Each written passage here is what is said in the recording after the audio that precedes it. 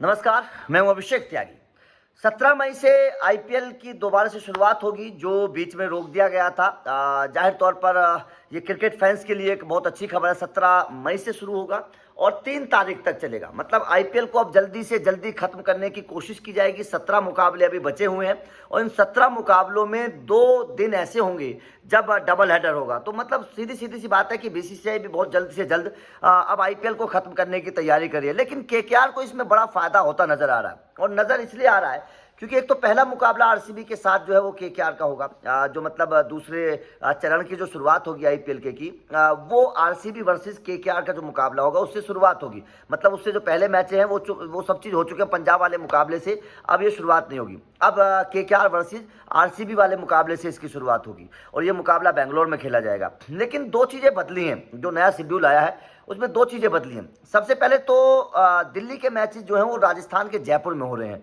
तो अब ये दिल्ली को फायदा है या फिर नुकसान, ये तो देखने वाली बात होगी कि जयपुर के मैदान पर दिल्ली की टीम किस तरीके का परफॉर्मेंस करती है।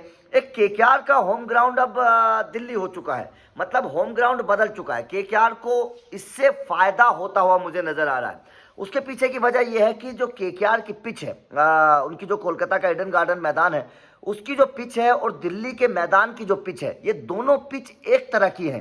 क्योंकि वहां पर ईडन गार्डन पर भी आपको स्पिनर्स को मदद मिलती है।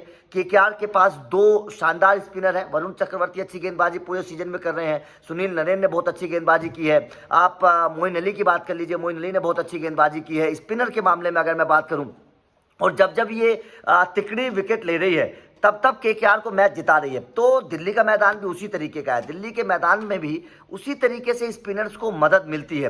तो केकेआर को शायद कोई नुकसान होगा नहीं। और वैसे भी एक फायदा मैं और बता देता हूं, केकेआर को दिल्ली के मैदान पर खेलने से क्या फायदा होगा। दिल्ली का मैदान छोटा है, 60 मीटर 55-60 मीटर की बाउंड्री है। आंद्रे रसल, रिंकू सिंह जैसे बड़े हिटर दिल्ली के मतलब केकेआर की टीम में शामिल हैं। अजिंक्य रहाणे बहुत शानदार बल्लेबाजी इस साल कर रहे हैं।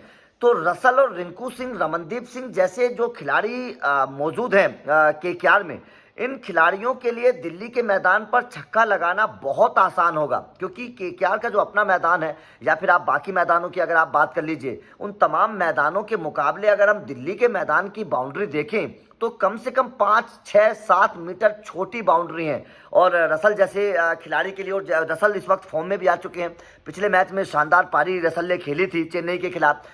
तो ऐसे में मतलब फॉर्म में भी आते नजर आ रहे हैं। रिंकू सिंह ने भी अच्छी बल्लेबाजी की थी। अजिंक्य रहाणे फॉर्म में ही हैं। अंतरिक्ष रघुवंशी बहुत अच्छा कर रहे हैं। कुल मिलाकर बात साफ है। और देखिए, जो सबसे बड़ा सवाल है वो ये है कि उनके जो सुनील नरेन है, क्योंकि सुनील नरेन आते हैं पावर प्ले में चौके छक्के लगाने के लिए जाने जाते हैं और अक्सर शॉट लगाते हुए आउट होते हैं। तो सुनील नरेन के लिए भी दिल्ली का मैदान जो है वो बड़ा अच्छा रहेगा। तो अब शायद केकेआर के लिए थोड़ा सा रास्ता खुल रहा है। अगर आरसीबी वाला मुकाबला केकेआर जीत जाती है, उसके बाद में अगर दूसरा मुकाबला भी केकेआर जीत जाती है, तो शायद केकेआर के लिए क्वालिफिकेशन के जो रास्ते हैं वो खुल जाएंगे और केकेआर शायद क्वालिफायर कर जाएगी। अब मुझे ऐसी उम्मीद जगने लगी है, क्योंकि बड़ा आसान हो जाएगा दिल्ली के मैदान पर केकेआर का जीतना। ऐसा तो इतनी मजबूत टीम है नहीं।